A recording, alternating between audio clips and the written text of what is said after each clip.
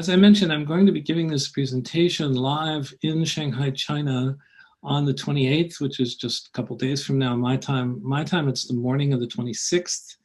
And so I'll be giving that presentation as one of several speakers on this topic, and very much looking forward to that.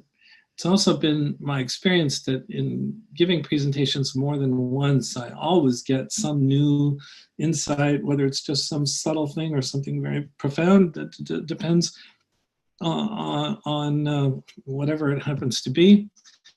But it's really completely my delight and pleasure to do this sort of dry run of this presentation, and I'm grateful to all of you for joining me, so thanks for that. Okay. So one's state of being determines the quality of one's decisions. And I'm going to tell you about some ideas regarding how our decisions are largely determined, or probably completely determined, by our state of being.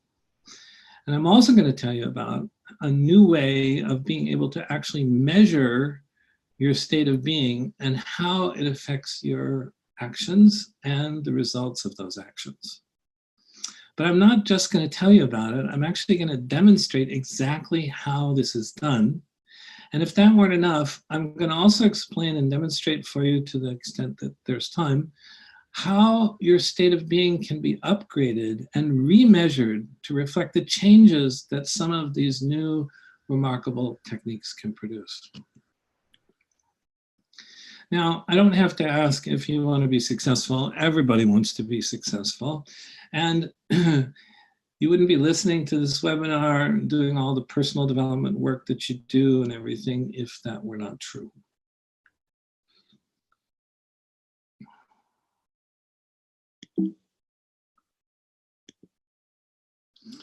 We also know that action is essential to being successful. We have to be able to take action, but the actions have to be based on right decisions. Good decisions are typically coming from your intuition. They come from an intuitive way of being, and they have a tendency to produce success. Poor decisions have a tendency to be based on what are called reactive or impulsive state of being or emotions, and they typically produce costly mistakes. Now, where do our decisions and actions actually come from? They come from our state of being. Our state of being determines what decisions we make, and our actions are then based on those decisions. It's a rather obvious sequence. Therefore, the quality and results of our doing is the natural reflection of our state of being. Now, we all know from our experiences that if someone is angry or fearful or disappointed or heartbroken or grieving or whatever, do they tend to make good decisions when they're in such a state of being? Obviously not.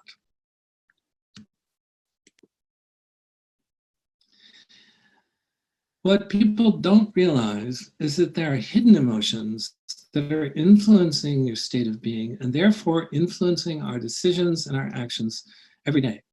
These hidden influences are at the basis of our ego-driven thoughts and the thoughts that are influenced by unresolved emotional pain from the past. Now, you've been having ego-based and emotional pain-based thoughts all of your life, and you're so used to having them that they just seem normal to you. What you don't realize is that decisions and actions that you take based on ego and emotional pain-based thoughts only lead to costly mistakes. They don't ever lead to success. And you have far more of these kinds of thoughts than you realize because you're so conditioned and used to having them, they just seem normal to you. And in fact, the whole concept of being able to distinguish and determine whether making a decision on a particular kind of thought is going to produce a successful result or an unsuccessful result, most people have no idea that that is even possible. So why is it that we make mistakes? You may have wondered why sometimes you make a mistake without realizing that you're doing it until it's too late and the mistake has already been made. Being unconscious of the emotional basis of your decisions is why you make mistakes without realizing that it is happening. Now, emotions have both content and energy, and there are patterns of energy at the root of ego-based thoughts and emotional pain-based thoughts. And you may have many of these kinds of thoughts that are the cause of a low level of emotional competence.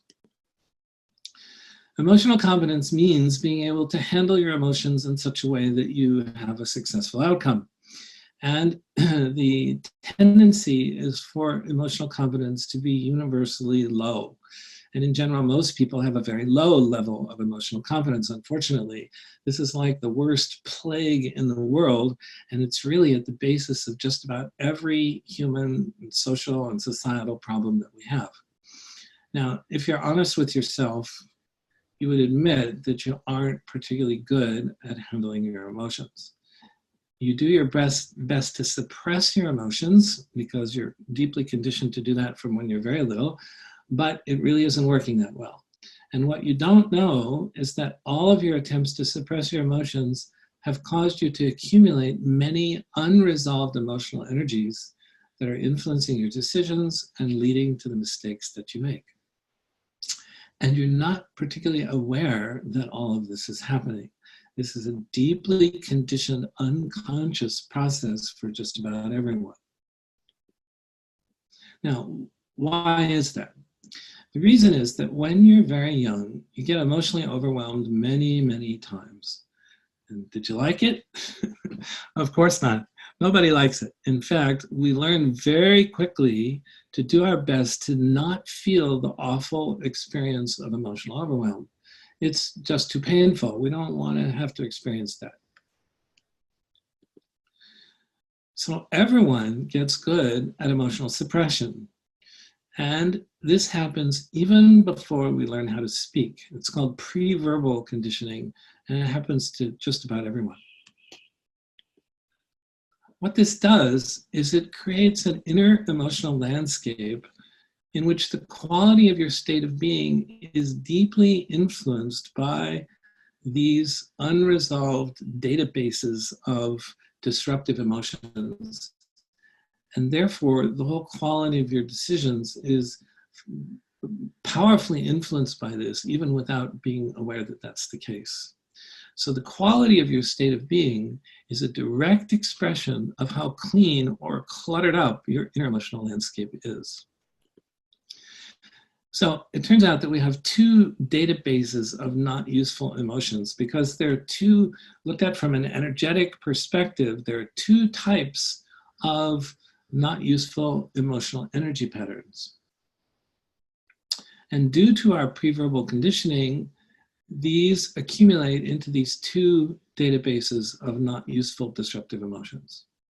So let's examine more closely what makes up our state of being so that we can see what really causes us to make our decisions and to choose to take one action over another. Our decisions and actions lead to either success or costly mistakes, as I've mentioned. And can you tell when you make a decision what the outcome is going to be? Probably not. What if you could know ahead of time whether a decision is going to be successful or not? Just imagine for a moment if that were possible. Obviously, we want to make more decisions that lead to success and fewer that lead to costly mistakes. Now, it's well known by successful people from their experience that the more they operate from their intuitive thoughts, the more successful they are. So here's some quotes on intuition from a few successful people. There are many, many of these. You can find them online with just about any successful person. They all say things like, here's Bill Gates, founder of Microsoft. He says, often you have to rely on intuition. And from Oprah Winfrey, the famous TV talk show host, she says, follow your instincts. That's where true wisdom manifests itself. And Steve Jobs, the founder of Apple Computer, has a famous quote. He said, "Have the courage to follow your heart and intuition. They somehow already know what you truly want to become. Everything else is secondary." And Albert Einstein, don't have to introduce him. The only real valuable thing is intuition. And it goes on and on. Everybody, Winston Churchill, pretty much all successful people have some kind of quote about the following of their intuition being central and key to their success. But the interesting thing is that no matter how good people are at following their intuition, there's an enormous tendency for these people to not know how to teach other people how to do the same thing. Even though they can follow their intuition more than, quote, normal people do, they know how to do it themselves, but they don't know how to help other people do that.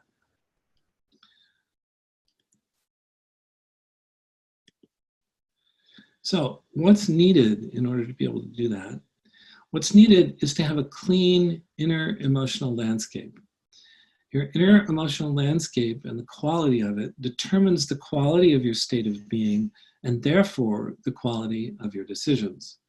And the quality of your state of being is a direct expression of how clean or cluttered up your inner emotional landscape is. So let's check it out. How much do you actually follow your intuition? So here's the question, and just be honest with yourself about this. Do you sometimes have an intuition about something, and then for some reason you don't trust it, you don't follow it, you don't act on it, and then later you find out that the intuition was completely right, and you can just kick yourself for not following it. Now, you don't even have to open up your mic and say, yeah, me, or raise your hand, doesn't matter. I've asked people this at hundreds of presentations, and it's always pretty much everybody raises their hand that they've had this experience, not just once, but many, many times. And you're so used to this that you don't realize the extent to which this is happening. And you probably think that you follow your intuition much more than you actually do. Now, the interesting thing is, and this is one of the really fun and unprecedented new things I'm going to be showing you, is that what if it were possible to actually measure your state of being? What if you could measure how much you actually do follow your intuition versus how much you actually follow your thoughts that are ego-based or emotionally pain-based? Wouldn't it be remarkable if there was a way to do that? Well, it turns out that there is a way to do that, and it's called a decision influences assessment. Now, new technologies are being invented all the time in all kinds of fields. So why not have a new technology for being able to quantify someone's state of being? Did someone actually invent a way to do that? The answer is yes, I did.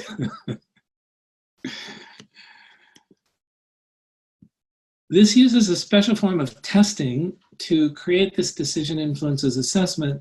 It's a unique form of testing that's used to get an accurate read on what is influencing your state of being and therefore your decisions and actions and the results they produce. We call it intuition testing or muscle testing. Some of you are familiar with the term muscle testing and what that is. What this form of testing allows us to do is to compare our thinking versus our knowing, or we could say to compare our cognitive data with our experiential data. And it's important to clarify this distinction. Thinking is done with our mind, and knowing is done with our body.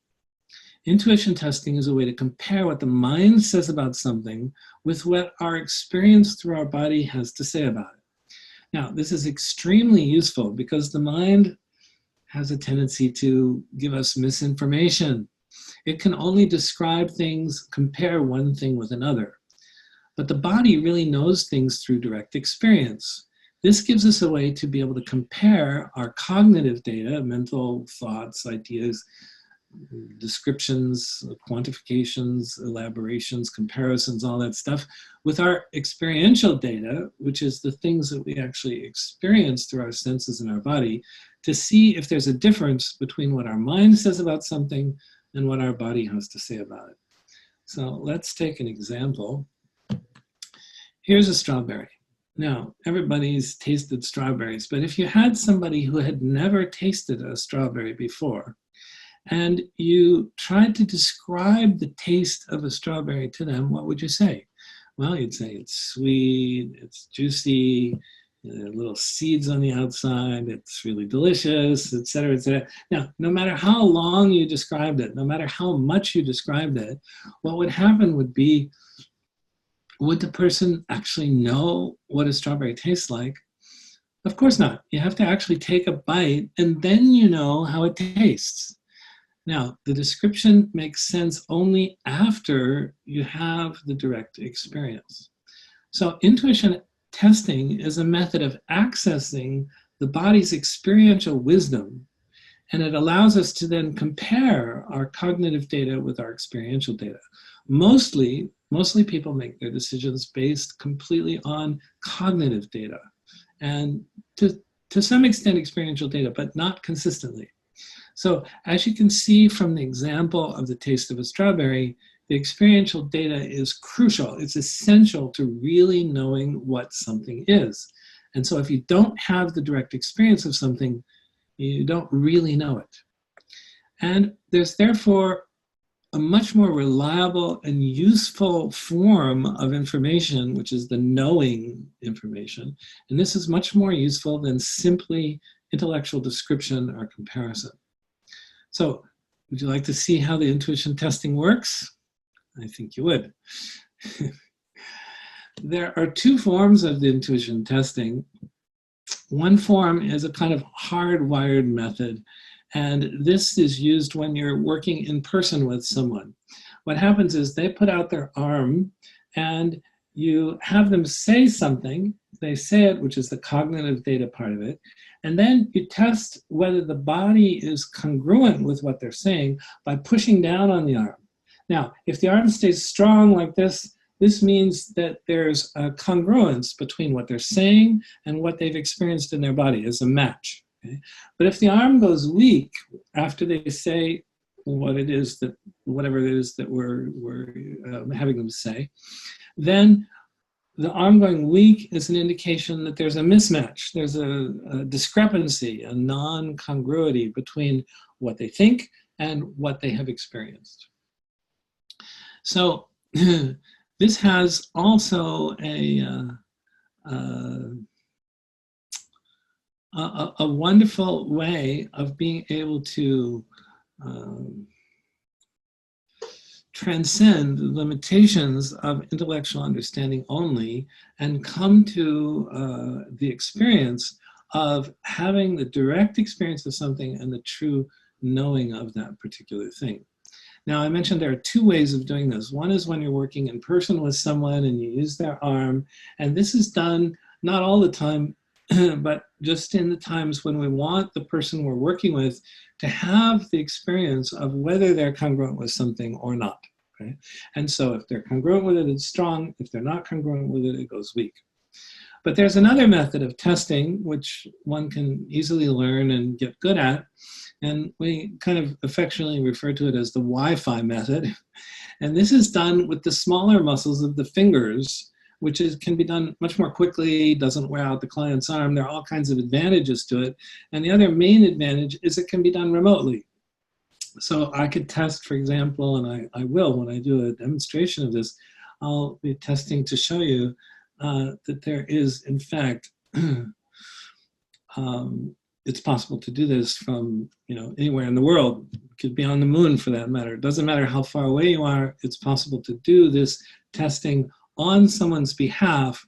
And this is why we call it the Wi-Fi method, because it's very similar to getting information from the other side of the world over the internet, and being able to do that through your Wi-Fi connection. So the Wi-Fi method, I don't know why we have that little line on the screen, but it's definitely there. We'll just ignore it. The Wi-Fi method is done by pushing the index finger, embedding it in the pad of the thumb, and then pushing against the thumb and holding the thumb strong in this slightly cocked position. So if I push against it after saying something, like if I say, my name is Tom, and I push against it, and the thumb holds strong, it doesn't release. And this is, again, the indication, just like the strong muscle test with the arm, this is the indication that we have a congruence. Now, if I say, my name is Lucy, and I push, and the finger comes, the thumb muscle doesn't contract, it doesn't give this indication of holding, and we get this release of the index finger. This is an indication that there's a discrepancy. So my name is Tom, I'm congruent with that. My name is Lucy, not congruent with that. So this we call the Wi-Fi method, and it's great because it means it's possible to test from anywhere.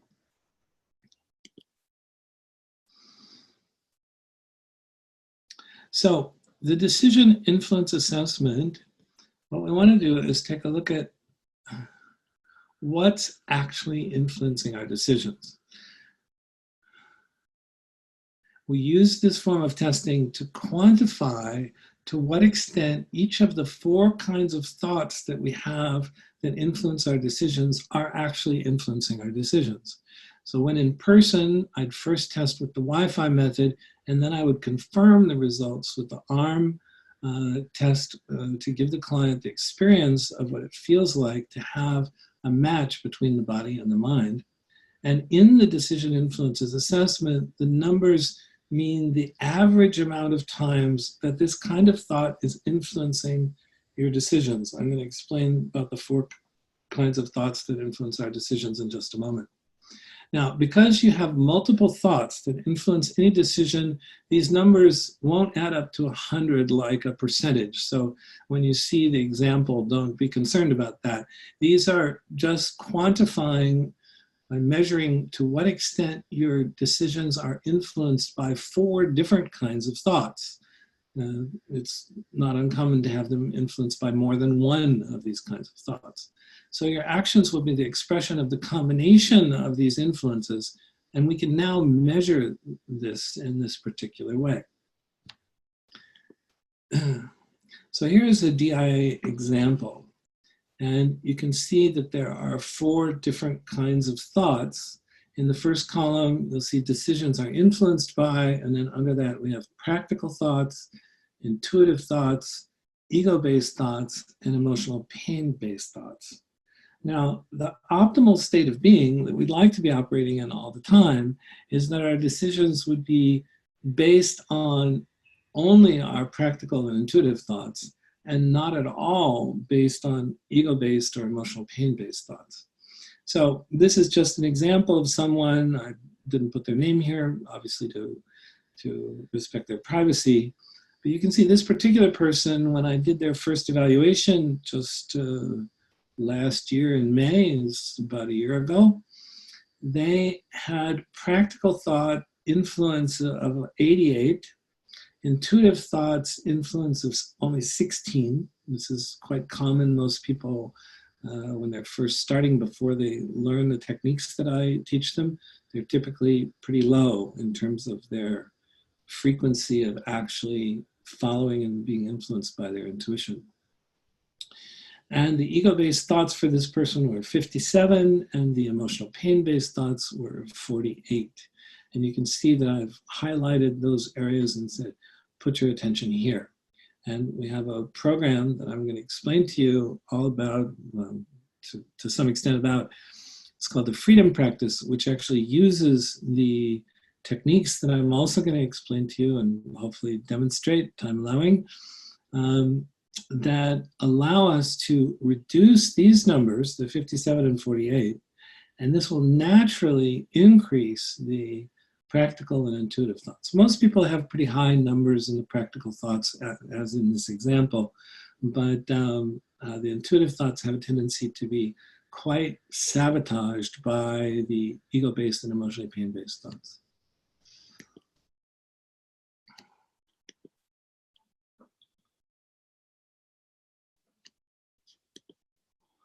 So I've already explained this.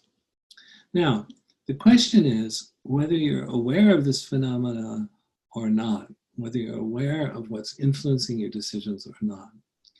Now, when you simply take action on your thoughts without distinguishing which kind of thought you're basing your decision on, you're essentially operating from the mode of simply doing without this important distinction. And this is how most people operate. They don't know what the outcome will be, and they're clueless as to whether the action is going to be successful or lead to another costly mistake. So you've all experienced this. You think something's a good idea, and then it doesn't work out, and you have no idea why it doesn't work out. Well, that's exactly what happens with ego and emotionally pain-based thoughts and decisions. Now, when you take action with your awareness more grounded in your being, then you have no ego or emotionally pain-based influences. That's the ideal situation. Obviously, this is a process of being able to develop a state of being in which the ego and emotional pain-based influences are minimized or even completely eliminated. Now, when you act on your intuition, you're coming from a state of being of simply being. Okay? And there's a sense of knowing that what your intuition is telling you is correct to take action on that thought. You don't have the feeling that you're creating this thought. It feels more like you're just coming, the thought's just coming to you. You're not the author of it. You're not creating it. You're just perceiving it. I think of it, I have a kind of playful expression for this. I call it remembering the future. And I call it that because actually the quantum physicists say that the mathematics of the past and future are the same. And then they say, well, how come we can't remember the future? We only remember the past.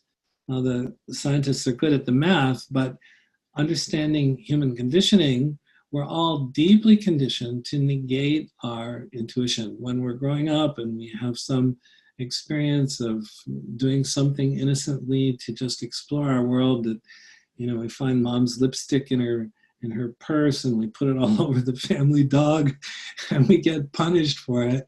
It doesn't take that many experiences of doing things like that to start to fear the consequences of trusting our creative, intuitive impulses. And so we rapidly develop a fear of acting on our intuition.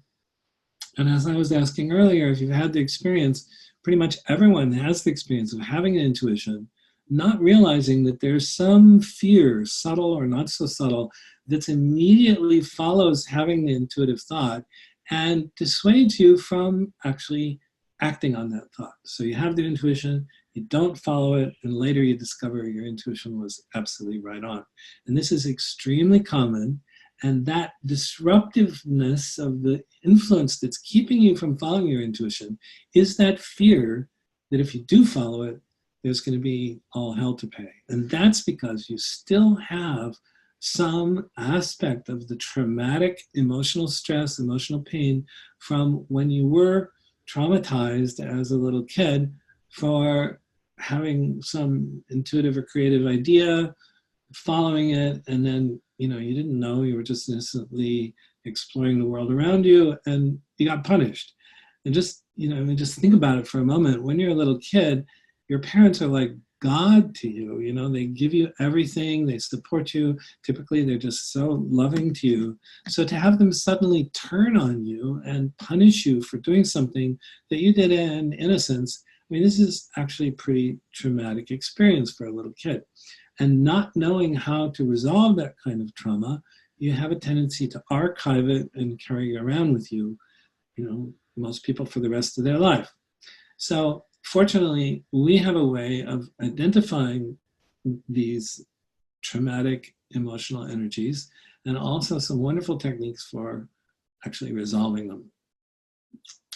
So we don't create the intuitive thoughts. They're often just a kind of quiet voice inside. They typically just speak once very quietly. There's no emotion. There's no sense of being the doer. There's no ego. And there's no influence from any suppressed emotional pain.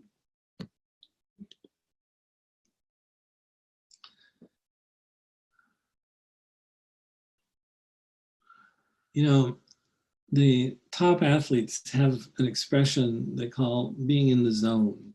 And when they're in the zone, everything works. It's almost like they're not doing it, even though they're engaged in what appears from the outside to be dynamic activity. For them, there's a kind of effortless, frictionless flow. They're just flowing along, feeling almost as though they're not even doing it, that it's happening through them, not that they're, like the author of it. They're kind of more like the vehicle through which it's happening. And when you're having an intuitive thought, this is actually thinking in the zone. Okay? And when you're taking action based on your intuitive thoughts, then you're actually living in the zone. Now just think about for a moment, what would it be like to be able to think and live in the zone all the time?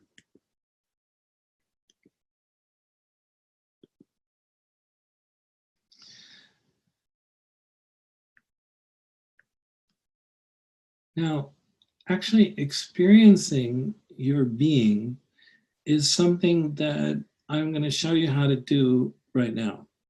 There's a simple technique that's called the quietness technique, and I'm going to walk you through it. It only takes a few moments, and this will give you the direct experience of your awareness, just your awareness experienced by itself, without thought, feeling, perception. Okay? And your awareness, as you'll experience, is the essence of what you truly are. It's that which we use to experience everything. We could easily interpret it and call it our being. This is the essential being nature of what we are. Now, we're usually so busy using our awareness to experience everything around us that we're not aware that the simple natural state of just awareness itself is the essence of what we are. It's the experience of our being. We're usually too busy using our awareness to experience all the objects of perception all around us 24/7, all the time. But there's a simple way to get some glimpses of it, to get a taste of it and a feeling for what it is. Now, this is a different experience than any other experience we have, because all of our other experiences all involve using our awareness to experience something. So there are three parts to every other kind of experience. There's the experiencer, the person having the experience. There's the object of experience, whatever it is that we're experiencing, like you're experiencing at the moment, the video and audio of me giving this presentation, looking at your computer, if I have your attention still. And there's the process of the experiencing, the connecting link between the experiencer and the object of experience. That's the sensory perception. So all experiences of using our awareness to experience things involve the experiencer, the object of experience, and the process of experiencing these three different things. But the experience of awareness itself is unique because there aren't three things, there's just one thing. And that's the experience of your being. And it's quite easy to experience this through this quietness technique, but I want you to be prepared to understand that you won't have a long, extended experience of being in the state of being, in the state of what we call pure awareness. And this is completely okay. What's going to happen is you'll have thoughts, and what I'm going to have you do is to take a few moments to notice your thoughts, and then to start looking off to the side of the thoughts to experience the quietness that's in the background of your thoughts. This is why we call it the quietness technique. And this is a process of allowing yourself to notice something that we don't normally notice, which is that background of silence or emptiness or quietness in which the thoughts are occurring. Now, the background has to be silent, it has to be quiet. And there's an excellent, useful analogy here. If you look up at the sky on a partly cloudy day, you can see the sky and you can see the clouds. And the way you see the sky is very simple. You look at the clouds, you look off to the side of the clouds, and there's the sky. It's in the background and it's there all the time. Now, very much like that, it's a good analogy because the thoughts are like the clouds and this background of silence is like the sky. So when you, in a few moments, I'm going to have you close your eyes and notice your thoughts. And then you'll start just simply looking off to the side of your thoughts and noticing this background of quietness, silence, emptiness in which the thoughts are occurring. Has to be quiet or we wouldn't be able to hear our thoughts. So we're going to do that now. This is called the quietness technique. And if you'd like to follow along, you'll have the experience of your awareness just by itself. And again, don't expect it to be for a long time, because what will happen is another thought's going to come along and interrupt the quietness. You'll have another thought, and your attention will be drawn to that thought out of habit. You've been doing this 24/7 all your life. Okay? And so this is completely okay, because we're not trying to get rid of thoughts. In fact, that would involve a kind of forcing, and it wouldn't work anyway. The thoughts coming is quite natural. So when a new thought comes, after you've looked off to the side and noticed the quietness in the background, when a new thought comes, just look off to the side of the new thought and notice the quietness once again. So this won't be a long, extended experience of being in the experience of the pure awareness. It'll be a glimpse of it and then interrupted by a thought. But if you then look off to the side of that thought and notice the quietness again, you'll get a sequence of these little glimpses or tastes of the quietness, and it'll start to become more familiar of what it's like to just experience awareness itself. This is awareness being aware of awareness. So there aren't three things, there's just one thing, your awareness. And that awareness is your being, okay? So let's try it. I'll walk you through it now.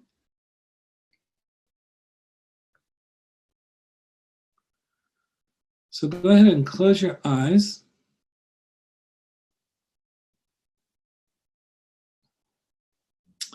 And let's take a few minutes to just notice thoughts coming and going in your mind.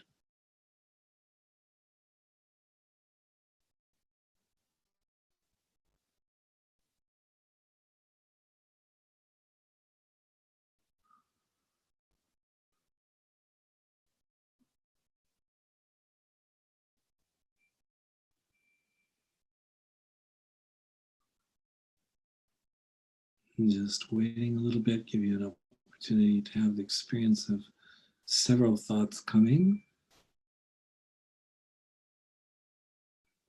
And usually it doesn't take long to have thoughts come, and just to be a little bit more conscious of noticing the phenomena of thoughts occurring in the mind.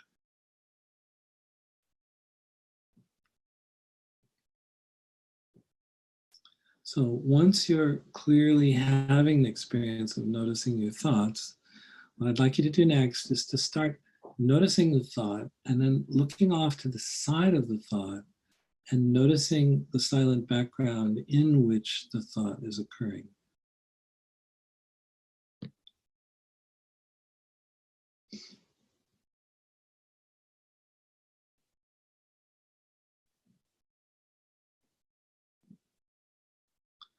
And again, it doesn't take long for another thought to come along and interrupt the quietness, the emptiness, and you find yourself noticing the words, sentences, thoughts, feelings, images of that new thought.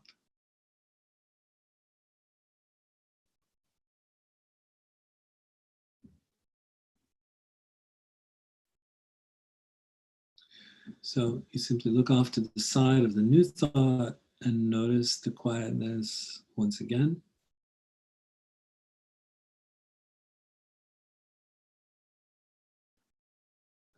And each time a new thought comes, look off to the side of the new thought and notice the quietness again.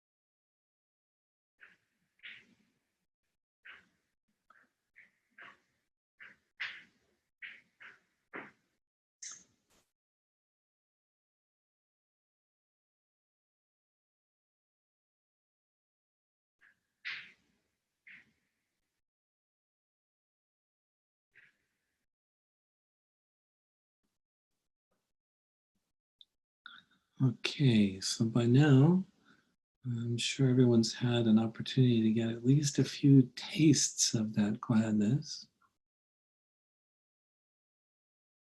And I've done this so many times with so many groups that I know what your experiences are. There may be a few of you who didn't experience the quietness because you had so many thoughts coming and going. It just seemed like you couldn't access that. Others maybe experienced it for very short little glimpses. And for those of you who've been doing these techniques for quite a long time and have already cleaned out a lot of your disruptive emotional energy, you may have had a little bit more extended periods of time of experiencing just the quietness before the distracting thoughts occur. So in any case, what are the qualities of that background of silence? Even though in a sense it's kind of quality less, that's actually its quality. It's quiet, obviously. It's has a tendency to be experienced as very expansive, like there are no limits to it, there are no boundaries or walls. It's just a kind of infinite, limitless, vast, expansive, quiet emptiness. And it's quite peaceful, people tend to say, and it's just sort of a nice place to hang out, actually. There's no conflict there, there are no problems there. It's the only state of being in which there are no problems because there's nothing there. There's nothing to be in conflict with anything else. So it's the only true state of being problem-free. And the techniques that we teach in our process we now call inner greatness optimizing, these are called the pure awareness techniques, and the quietness technique is one of them. At the end of each of these techniques, you experience pure awareness. This is why we call them the pure awareness techniques. So now you've had a little taste of what your being is. And what we want to do next is we want to upgrade our state of being so that we can be operating like these people who are more successful.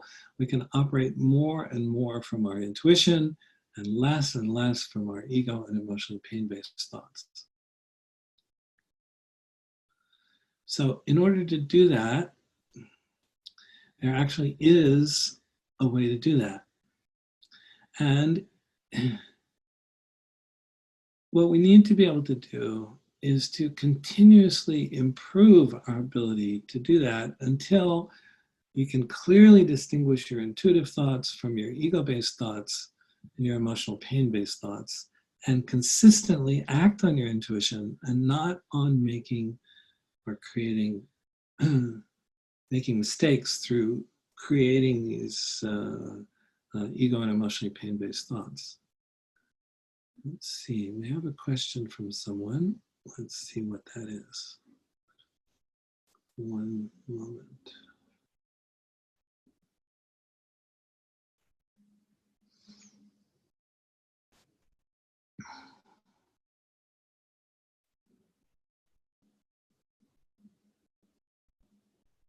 Okay. It's just someone saying they have to go, so we'll catch them later.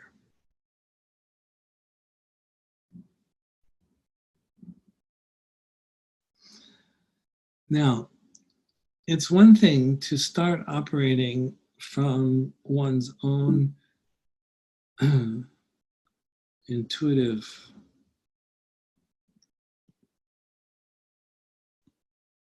way of being.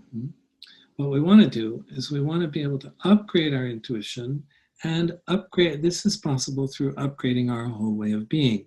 So the way we do that is we measure the influences, we recognize which kind of thought we're having, and then we clean up our inner emotional landscape by using a couple of the other pure awareness techniques that I'm going to introduce you to momentarily.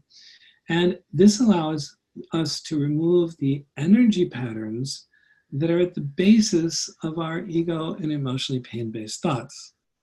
Now, this naturally allows you to act more from your intuition because the intuition is not being sabotaged by or covered over or distracted by the ego and emotionally pain-based thoughts, because we continually we have a process now for continually reducing the energy of these kinds of thoughts so they just stop interfering with you functioning naturally from your intuition.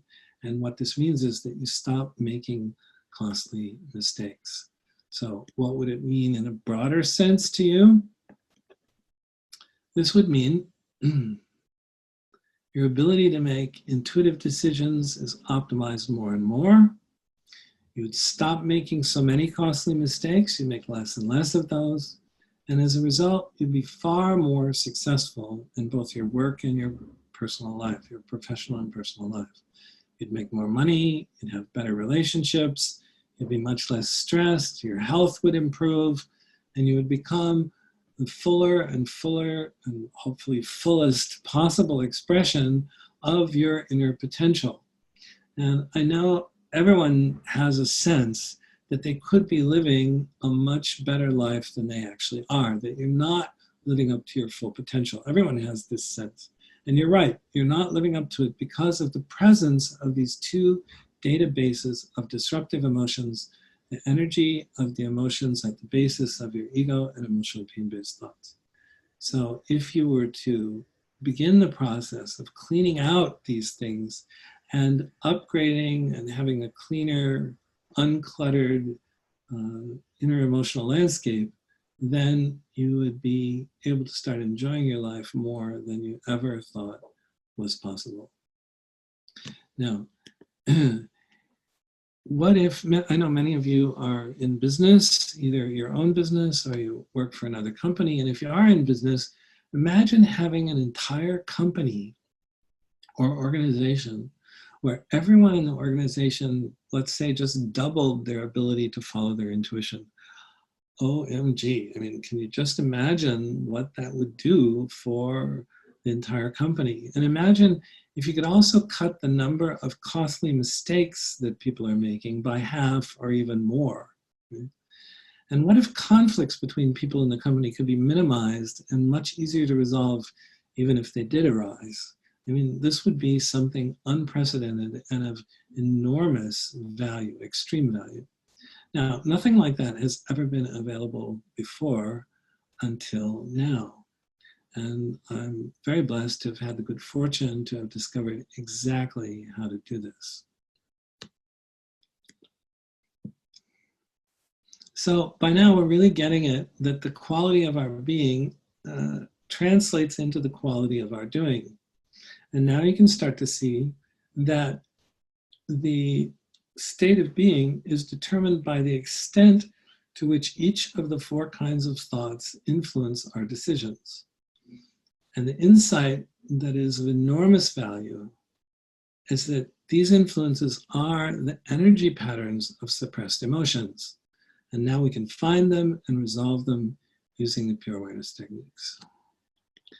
Now, the pure awareness techniques, I discovered the first of these techniques that we now call the In technique. And that one I discovered while looking for, unfortunately, finding a way to cure myself of PTSD, post-traumatic stress disorder. Back in 1993, I got shot in the chest with a 44 caliber handgun by a deranged stranger and miraculously didn't die, fortunately, so that I could be here to share all this with you.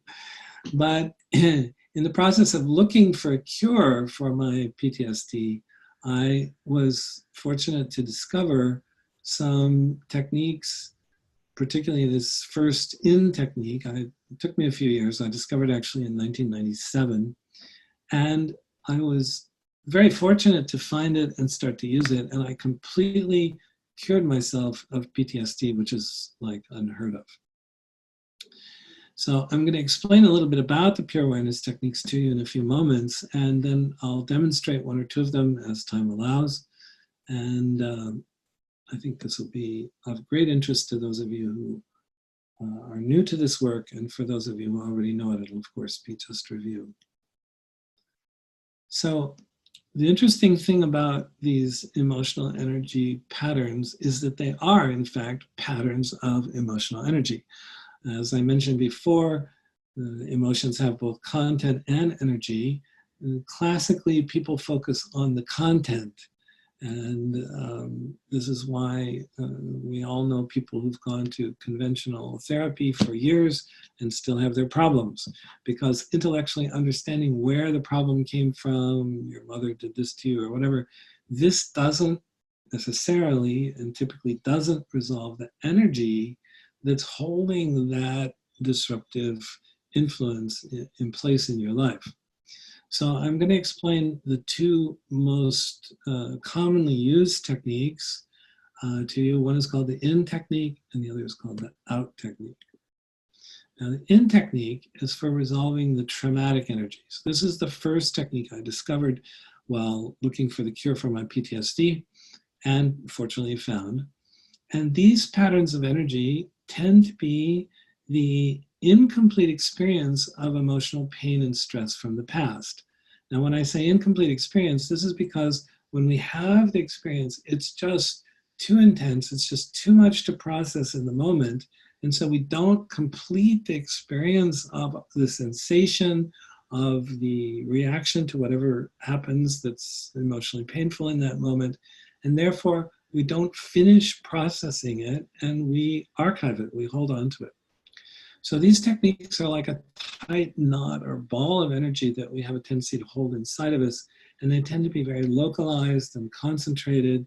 Everybody knows what these feel like. Everyone has had them and does in fact have them. Now we do tend to suppress them the best that we can. When we can't suppress them, we then have a tendency to lead to other emotionally suppressive processes, various forms of addiction, whether it be substance or behavioral addictions, to attempt to suppress the feelings so we don't have to feel it because it's just so unpleasant. So the out technique, the in technique rather, is for resolving these incomplete, unresolved, concentrated, localized emotional stresses. The out technique is completely the opposite. It's for resolving the ego-based energy patterns. And the out technique is used for resolving what are called reactive emotions. The reactive emotions have a kind of energy pattern that radiates out from the body and fills up the space around us, much like this image that you see on the slide. And there are two kinds of reactive emotional energies that create this type of energy field.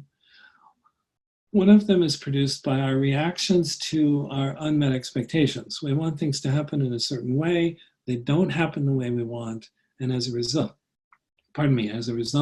the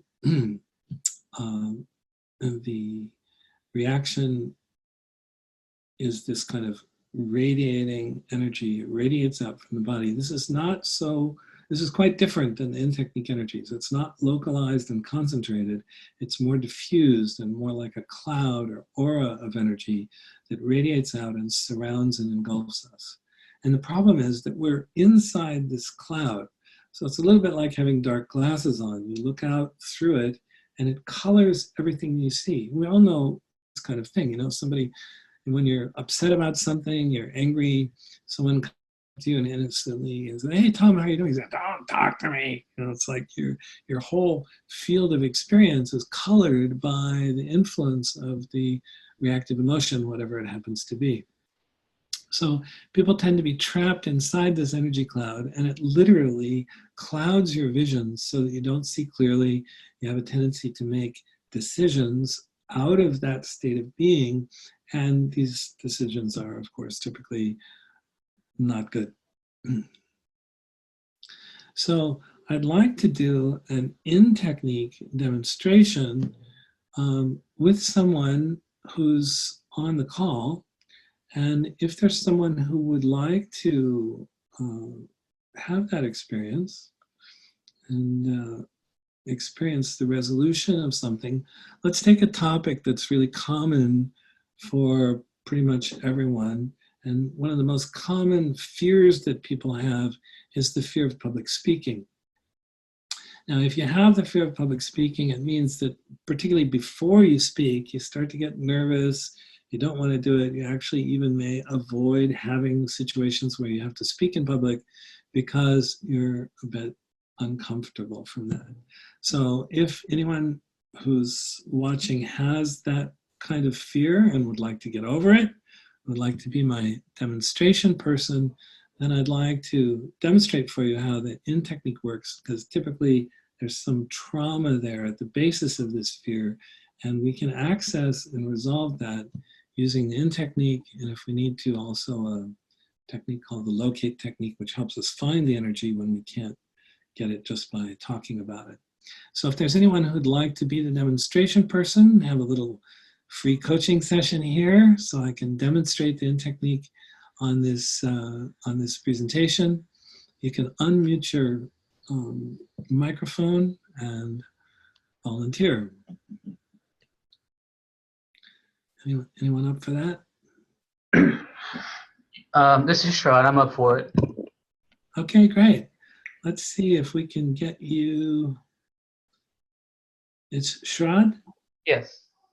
Great. So if you could go ahead and unmute your video so we can see you, that would be terrific. Oh, okay. Let's see here. There's a little video camera icon. If you click on it, I'm gonna See here. Yeah. Can you see me now? Yeah. Can you see me? Yeah. Okay. If you adjust the camera's positioning a little bit, I can only see top of your head. Oh, okay. Yeah, that's much better. Great, great. So where are you from? I'm from Washington State. I live next to Olympia. Oh, great, great. You're in this, there's a whole group of people up in Washington who've recently heard about my work. Everybody's buying my Pure Awareness book. Yeah, actually my my doctor. Yeah. Yeah, Dr. Franks. Terry Franks, yeah. Yes, he recommended the book. He's bought like 3 dozen copies of my book. He's given them to everybody. Yes, he told me that. Would you mind would you mind if I step out for 10 seconds? I'll come right back. No problem, go for it. Okay, thanks. Yeah, I've had about 50 people from Washington just in the last few weeks. Dr. Franks learned about the Power of How book, and I think 3 times bought about 12 books and giving them out to his patients, and then a great many of them have been just getting the book themselves. So it's been about 50 copies in the last couple of weeks, 2-3 weeks, which is great. Okay, Tom. Okay, Shad, thanks for volunteering. Appreciate it. So in this demo, I'm going to be doing the muscle testing on myself with this Wi-Fi method on your behalf, and all I need is your permission to do that, and then that'll work. Is that okay? Yes, okay, it is. Good. Okay, good. So this fear of public speaking, interestingly enough, in the surveys on different kinds of fears, when they do them, the fear of public speaking typically comes out even higher than the fear of death, amazingly. Yeah, even right now, my heart is palpitating. There you go. So that's great, because we don't even have to go looking for the energy. That palpitating heart, you can feel there's a sensation there. It's a sensation of nervousness, of fear. And what I'd like to do is to have you say a few things, and we'll test a few things as a kind of pre-check so that we can kind of solidify the state that you're in right now, state of being that you're in, okay? And we know the influence that's having on you. You're uncomfortable now. You would be very uncomfortable if you had to speak to 200 people about some important topic. Yeah, it would be terrifying, right? And ahead of time, you'd nervous, and then even when you start. Now, sometimes when people get started, then the nervousness kind of goes away. They get into it. For other people, it doesn't go away, and they reach a certain point, and they just kind of freeze up, and they blank out. So, there's all kinds of problems this creates. And it certainly creates the problem of people who have this fear tending to want to avoid situations like this. And that is certainly something that would get in the way of your potential success, right? So we can kind of see the dynamic of how these kind of fears happen. Now, typically, this fear is related to a sense of wanting to have people's acceptance, approval, recognition, liking of you, this kind of thing, right? And the fear that that's not going to happen. Okay, that they're not going to like you, that you're going to screw up, you're going to make mistakes, people aren't going to like it. There's all these kind of fears associated with this. This comes from some experience in the past. It's very typical to happen when you're in school. The teacher calls on you, you're not prepared or something, and you get embarrassed. And the embarrassment in front of your peers or whatever, it causes a kind of stress. It causes a kind of pain inside, and you don't want to feel that pain again. Right? So the root of it is not actually the fear of it happening again.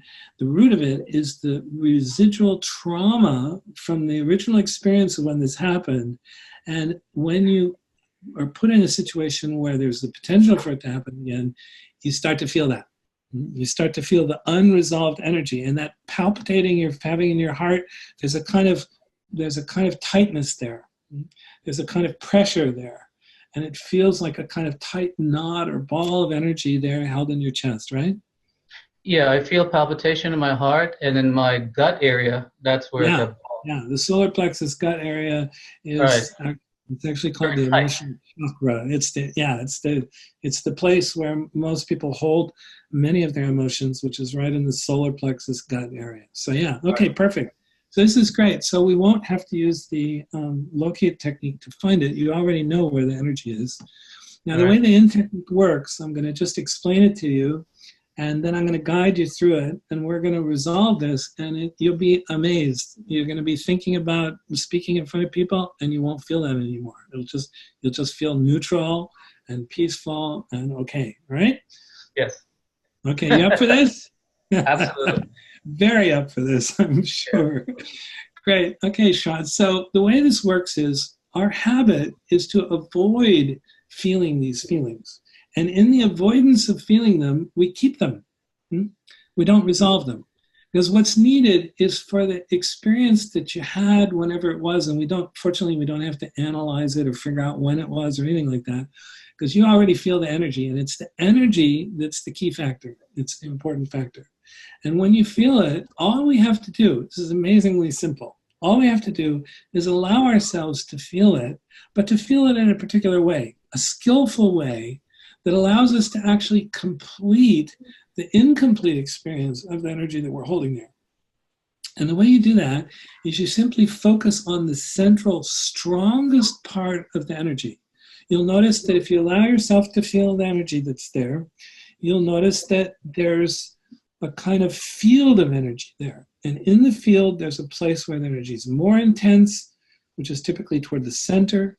And then as it goes out toward the edges, it becomes a little bit less and less. And then there's kind of keep going, and you get so you don't even feel it anymore if you get far enough away from it. And that's actually how we suppress the emotion, as we just go as far away from it as we can get, because we don't like feeling that pain, right? Right. So what I want you to do is to do something that's the exact opposite of what you're deeply conditioned to do. You're conditioned to go away from it. And what I want you to do is to allow yourself to notice the central, strongest part of the energy. Go ahead and close your eyes and do that now. And what you'll notice is that it doesn't kill you to do that. That it's like a powerful, intense sensation, but it's just a sensation. That's all it is. And it's quite possible to allow yourself to experience it. Right? It's possible, right? Yes. Yeah. And it's not even that bad. Right? The part of you that's been afraid to feel this and complete it is the part of you that's about 2 or 3 years old, which is back when you got overwhelmed so much as a little kid. You developed the habit of, I don't want to feel this. I'm going to get far away from this as I can get. Right?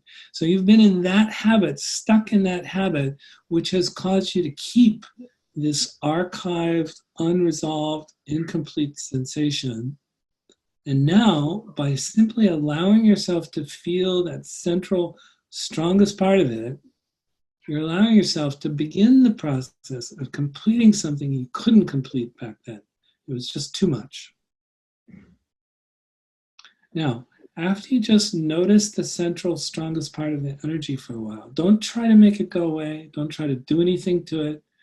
Just allow yourself to notice it. And as you notice it, what you're going to find is that it will gradually start to soften and become less intense. This is because you're starting the process of actually completing the experience of the incomplete pattern of energy that's been held there all this time. Yeah, you're nodding a little bit. It's starting to get softer already? Yeah.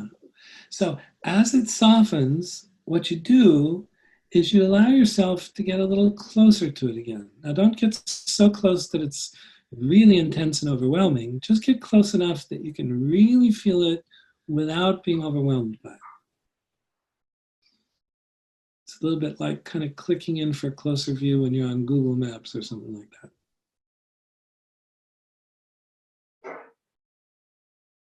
Is that possible?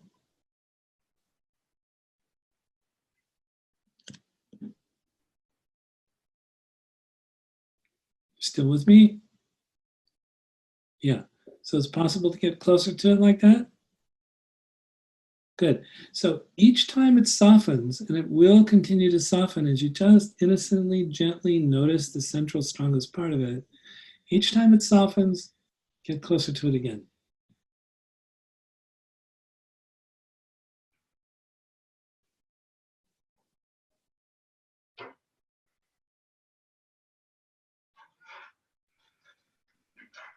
It will continue to get softer, softer. And whenever it gets softer, immediately bring your attention closer to it. That'll make it feel more intense, not because it is, it's actually less intense, but just because you're closer to it. Is that all making sense to you? Very good. Keep going. You're doing perfect.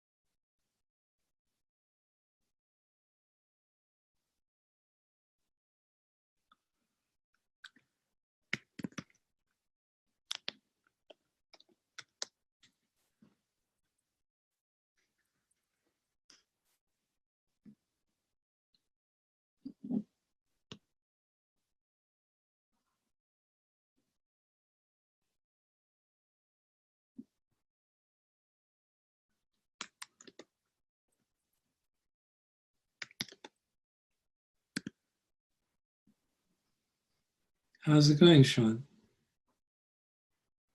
It's getting lighter and lighter. Excellent. This is just what we want. You're completing an old, incomplete experience that you've just been holding on to all this time, not knowing that you could simply do this.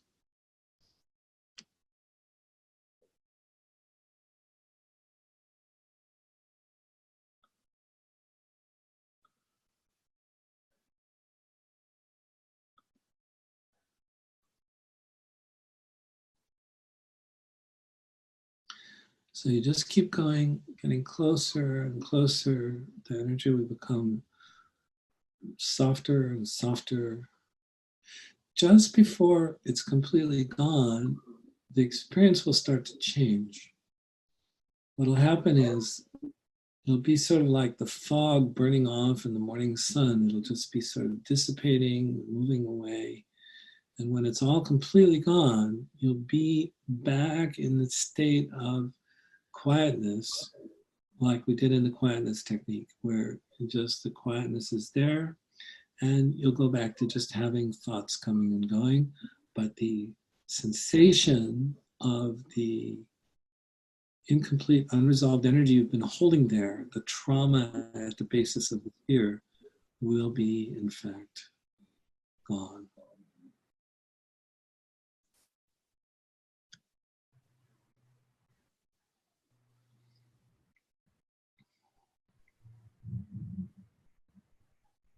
So when it's all gone, when all the energy's gone, it's just quiet, and you can enjoy that expansive quietness for a few moments and then open your eyes.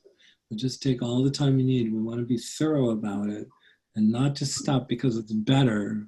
Better is good, but gone is optimal.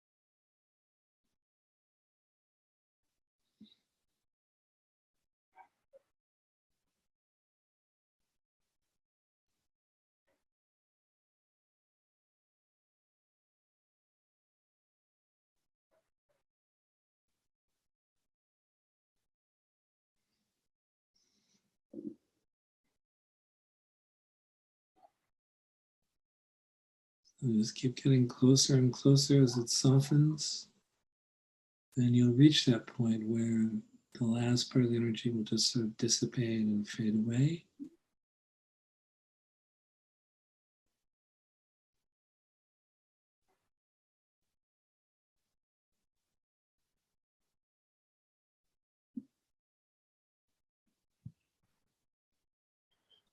When that sign was a good sign. Very often happens right when the energy releases, finally goes away.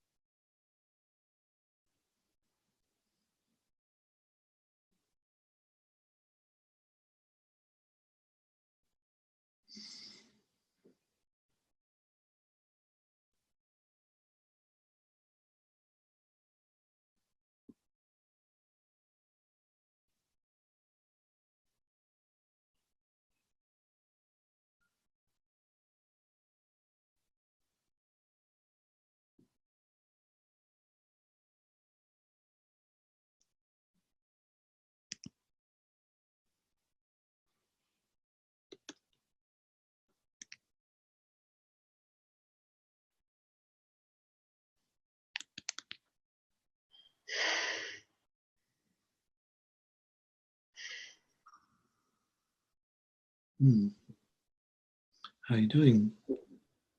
The tightness is gone. Wonderful. That's great.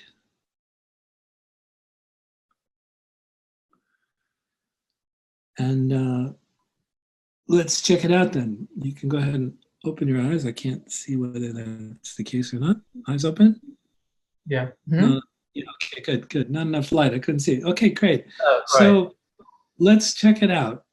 If you think about speaking to a group of people, maybe a couple hundred people, some very important topic that's going to impact your life in some way and how people respond to it. Think about doing that, and let's see if there's any remaining residual discomfort inside.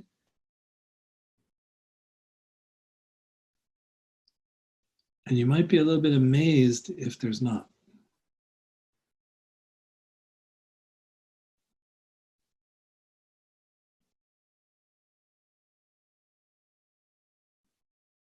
Anything left? I'm searching for it. I'm not feeling it. Wonderful. This is perfect. Good job, Shrad. I think you got it. And now I'm going to muscle test on your behalf. Shrad completed this incomplete experience of the trauma at the basis of the fear of public speaking. Yes, you did. You did. Very good. Okay. Now, I didn't do, and I could have done before we started, if I'd had you say, a few things and we tested. That was my intention to do. I just forgot. But if we go back, your body remembers what your energy was like, 20 minutes ago, half an hour ago. And I'm going to test for what your energy was like back then. Your body remembers, okay? So we're going to test for back then. Please say, I'm afraid to speak in public. I'm afraid to speak in public. Yeah, before, back then, you had that energy of that fear, okay? Say, when I speak in public, I get nervous. When I speak in public, I get nervous. Yeah, that too, okay? Now, the root of this, as I was explaining, is about the acceptance, approval, and so on. So please say, I'm afraid that I won't get the acceptance.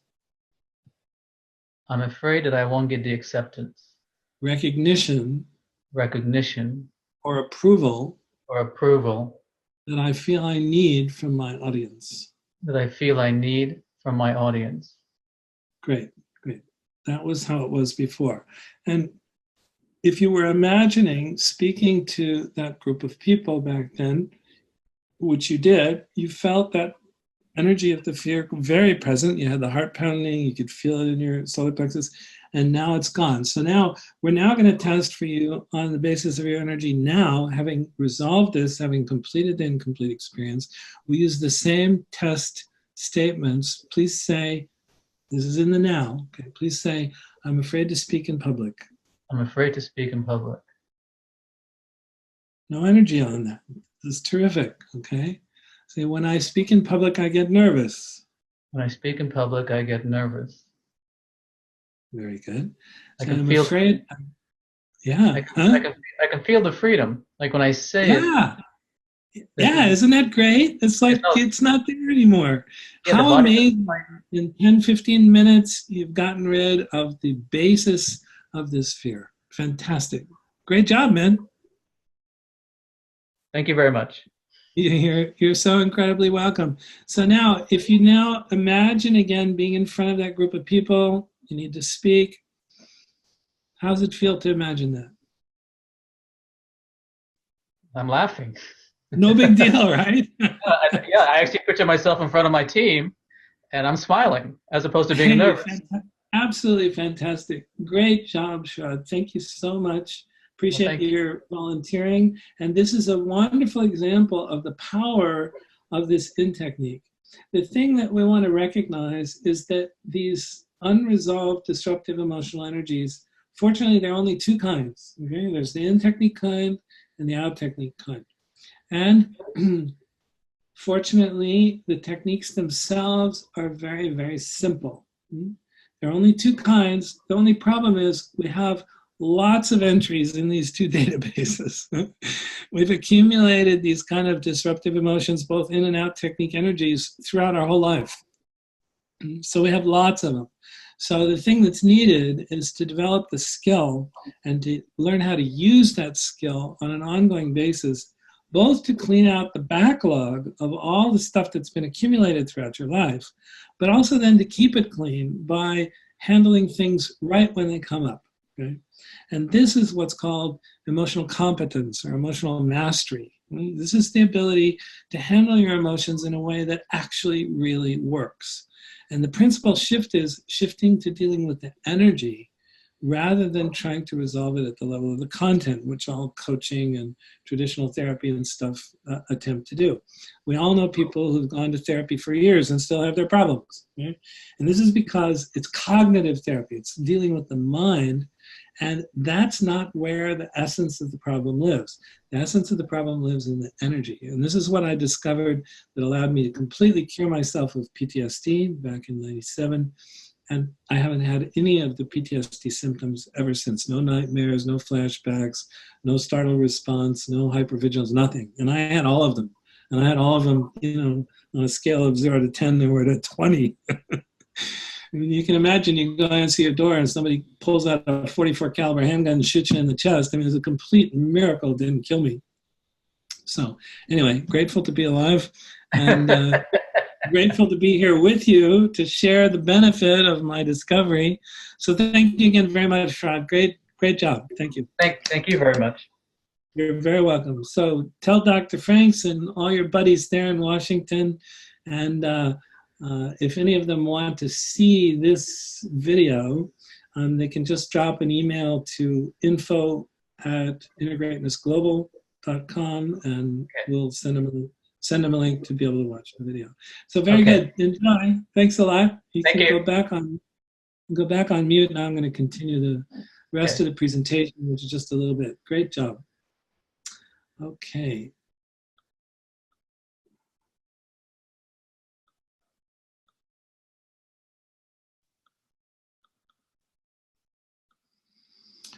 So in summary,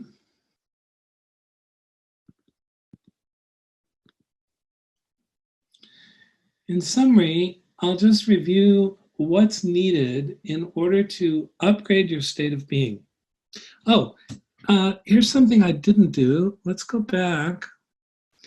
And I didn't do the DIA for Shroud. Let's just do that. Let's see where it is.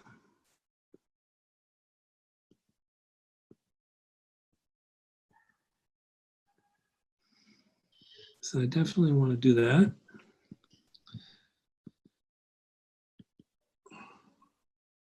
Okay, here's the example. Okay. And what we'll do is I'm going to change this so that we're not looking at the presentation version, but that we're going to do, yeah.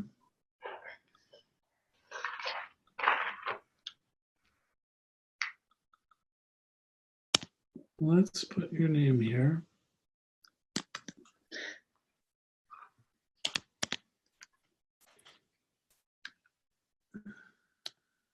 Is it like that? S-H-A-R-D? S-H-R-A-D? R-A-D, Shrod.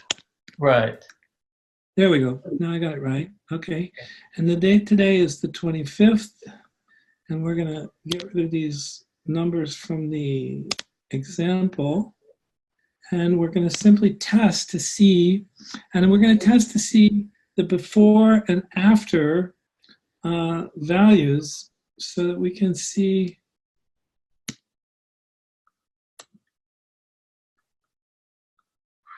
the difference between where you were when we started and where you are now.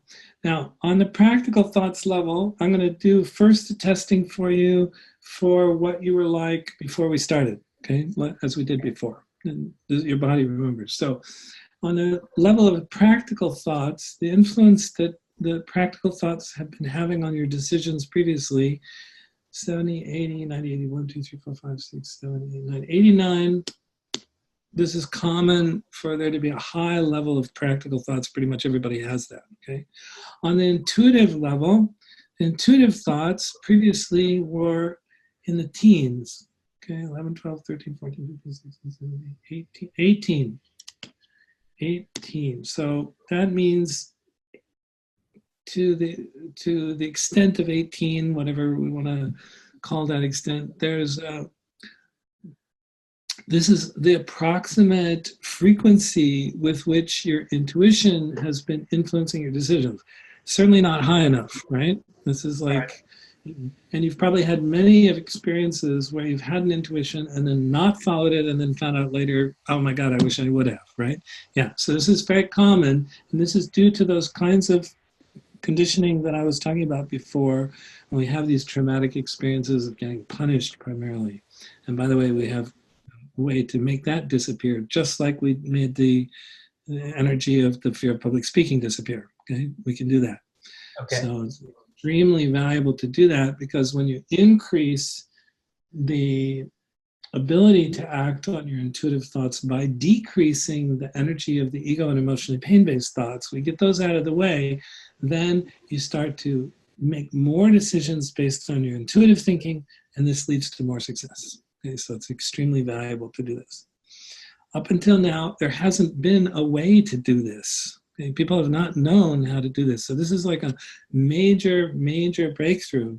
in terms of personal development, personnel development for people who work in businesses or whatever, and even for spiritual development. Yeah. So your ego-based thoughts up until we did this today were 20, 30, 40, 50, 41, 2, 3, 4, 5, 6, 7, 8, 47. So plenty of ego-based thoughts. And the emotional pain-based thoughts were 10, 20, 30, 40, 31, 2, 3, 4, 5, 6, 7, 8, 9, 38. Okay, now we've just impacted, I'm going to format these properly by doing this, and then we'll redo the numbers. We'll get the formatting right. Okay, so now that was before, this is after, and the practical thoughts have changed. Now they're still 89, that's not going to impact your practical thoughts much. Intuitive thoughts has improved a little bit, 19, 20, up 2 points, that's terrific. Okay, that's now 20, it was 18, that's actually, that was a major stress factor in your life. Yes. Okay, so the ego-based thoughts have been changed. No, that's still 47. But the emotional pain-based thoughts is now a little bit less, 36, 37. It's down 1 point, 37. Now, that's actually quite a lot under the circumstances because most people have hundreds, if not more, of both ego and emotionally pain-based thoughts. So the fact that we're able to improve your intuition a little bit and reduce the level of emotional pain at the basis of your functioning and thinking, this is actually fantastic. Yes. Great job. Thank you. Great job again. Thank you so much. Okay. So let's check and see now the rest of the presentation.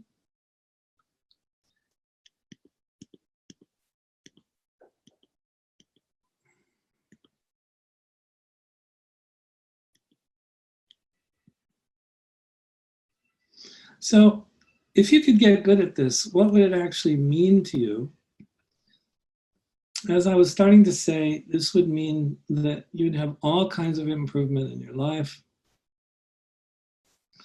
You would be much more productive, much more successful, much more, much better relationships. Everything in your life would improve because emotional incompetence is really at the basis of pretty much every problem that people have in their life and all of our societal problems that we have, crime, war, all these kinds of things. These all are founded in the problem of emotional incompetence. It's the worst plague that exists in the world today. So being able to do this would have an incredible impact on you, and it would also have an incredible impact on any business or organization that you might be involved in. And so, yeah, I think all of that's quite obvious. And I covered pretty much most of it before. So in coming to the summary, let's see, I think someone has a question. Let me just catch their question.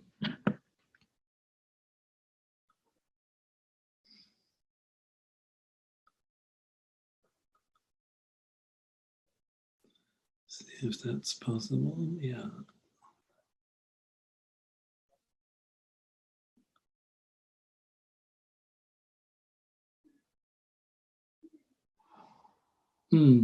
Daniel Atch is saying terrific impact for cops. Yeah, for policemen, for people who are first responders, firemen, policemen, ambulance drivers, all the people who deal with people who are traumatically stressed, they also have a tendency to get various different levels of PTSD. And you're right, it actually is fantastic for them and really, really of great value.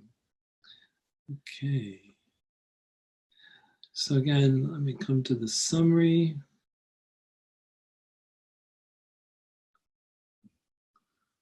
Yeah.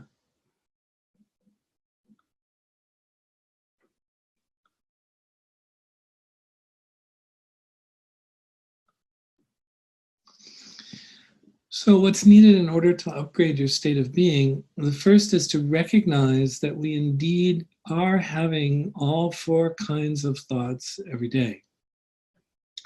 We also need to grasp the idea that most of the time we don't distinguish which kind of thought any particular thought happens to be.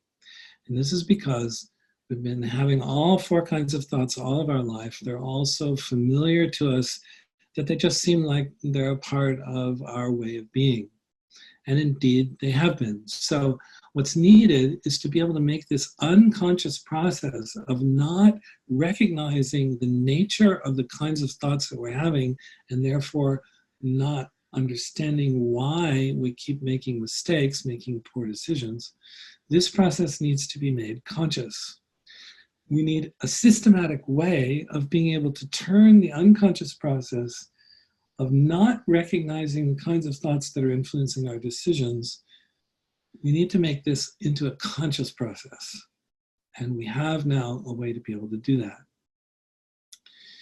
We need a way to eliminate the basis of our ego-based and emotionally pain-based thoughts so that they have less and less of an impact on our decisions and on our state of being. So we need to have a consistently reliable way to ensure that we're making decisions more and more from our intuitive thoughts and less from our ego and emotionally pain-based thoughts. So I don't know about you, but does anyone know of any method for being able to do that that exists now? I don't think we've had one up until now. If you've ever heard of a way to rapidly cultivate a state of being in which we're able to do that, I'm not aware that there's any precedent to the way we're doing it. And we have invented a way to do that, and it's available. It's called the freedom practice. And the freedom practice is a way of integrating the pure awareness techniques into your life so thoroughly that you no longer become the victim of your unconscious emotional influences sabotaging your success. So this is an absolutely fantastic development. This is a first of its kind in my to my awareness. And what's going to be of value to you, I think we're going to wrap up this presentation. It's been a little bit over 90 minutes so far. And we do have the recording. If you want to review it again, you can just send an email to me at info@innergreatnessglobal.com. I'll put that up on the screen in just a moment. But if you'd like to learn more about the freedom practice, how to learn that, integrate it into your life, we also have a free app for guiding yourself through the techniques. I'll give you that. We also have career opportunities in Inner Greatness China and Inner Greatness Global. We have them coming up all over the world. If you'd like to learn how to do this in such a way as to become a mentor and help other people really get this, or a presenter, or work in some other capacity within Inner Greatness Global, drop an email to info@innergreatnessglobal.com. So if you'd like to see more technique demonstrations, if you'd like to learn more about upgrading your state of being, the thing to do is to drop an email. So here's the email address. I'll leave that slide up for a while so you can write it down. info@innergreatnessglobal.com. So you can send an email to that address if you're interested in anything of learning more about this work. Tom, the slide is not up. See, I have the slide up. Let's go back. How about now? Negative.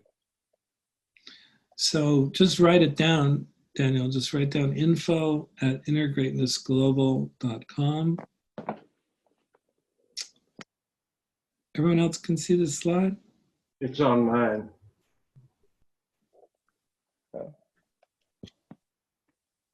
Let's do stop. My bad. You got it?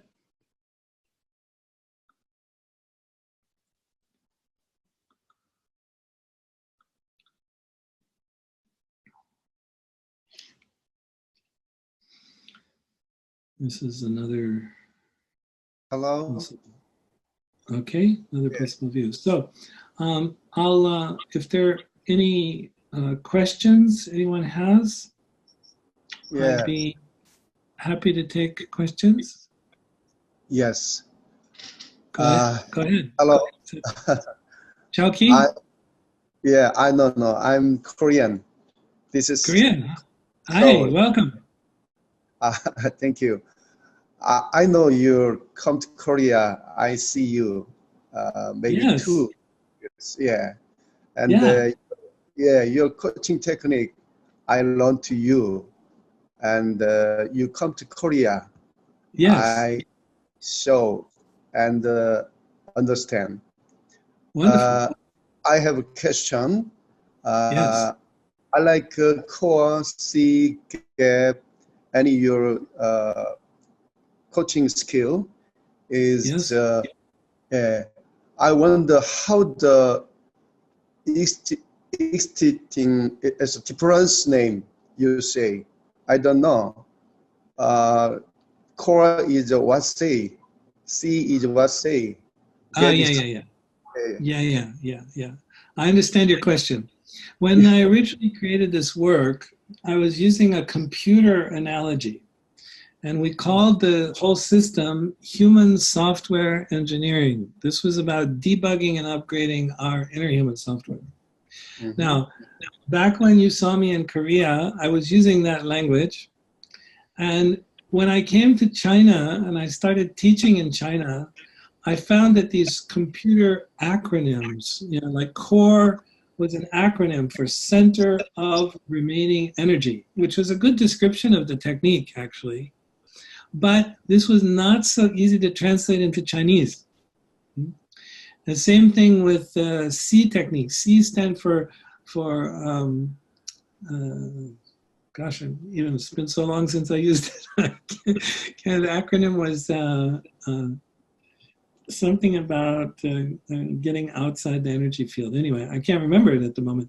I've been using the new names for so long. So when I came to China, I found that this wasn't working so well, the human software engineering language. So I simplified the names. So the in technique is now what we used to call the core technique. And the out technique is what we used to call the C technique. And we used to call the way of finding the energy when you couldn't get it through talking about it, we used to call it GPS and now we call it locate. So the gap technique, we now call the quietness technique.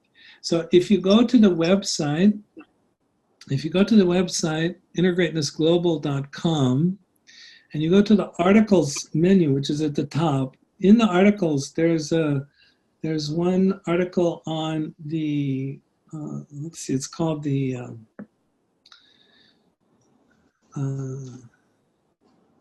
it's called something about the unusually good techniques of inner greatness optimizing.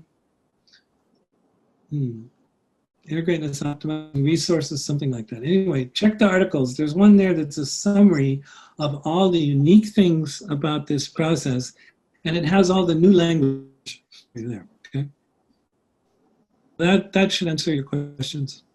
Check that out.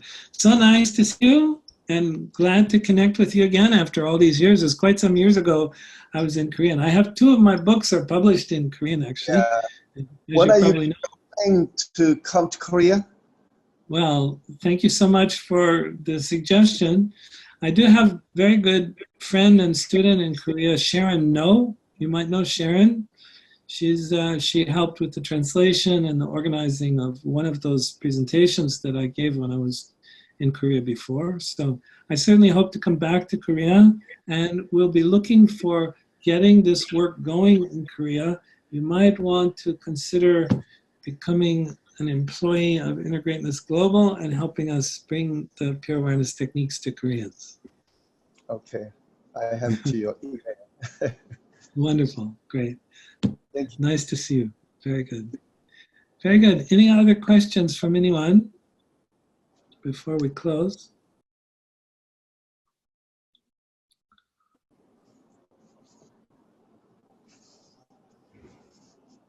Okay, so thank you all very much for joining me for this presentation. Let's see, there is one more chat message. Let's see what it is.